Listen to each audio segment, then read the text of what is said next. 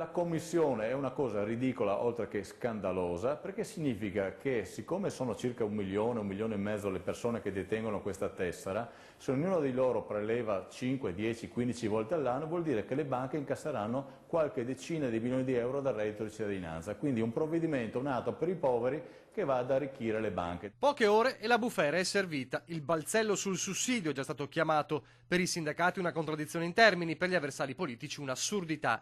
Il prelievo con la card per il reddito di cittadinanza prevede una commissione da €1 con le poste e €1,75 con gli altri istituti di credito. Tutto secondo riforma, nero su bianco, a saperlo però praticamente nessuno. Possibile che su un aiuto sia prevista una commissione da pagare?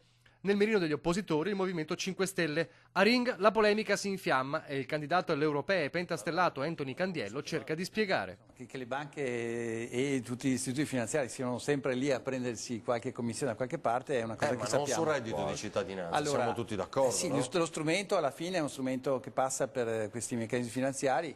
E qui possiamo, magari questa è una cosa che si può anche vedere, molto spesso si fanno anche le riforme e si interviene e poi c'è una questione economica, finanziaria, se questi costi vengono poi gestiti dal governo aumentano anche molto di più, cioè questo come dire, è un tipo di costo che poi ricade in piccola parte sul cittadino come avviene altre volte. Per il Movimento 5 Stelle dunque un problema di risorse. Questi interventi sono, come dire, a costo contenuto per le risorse di tutti, ok?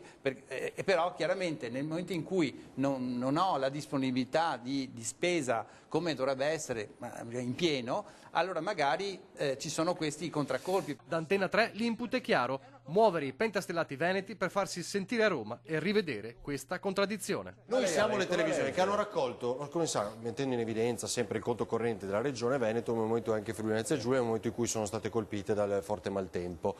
Quando abbiamo scoperto che c'erano le commissioni, perché i telespettatori ce l'hanno detto subito, abbiamo fatto una forte opera di informazione e questa commissione si è tolta. Noi pensiamo che debba essere tolta, poi ci sbaglieremo anche per il reddito di cittadinanza, insomma ci sono altri modi per altre persone, insomma, no? Che potrebbero pagare la commissione. Allora, in questo caso crediamo che non sia... Potrebbe essere, io non sono al governo, ma sicuramente è una un cosa elemento importante da valutare. secondo me.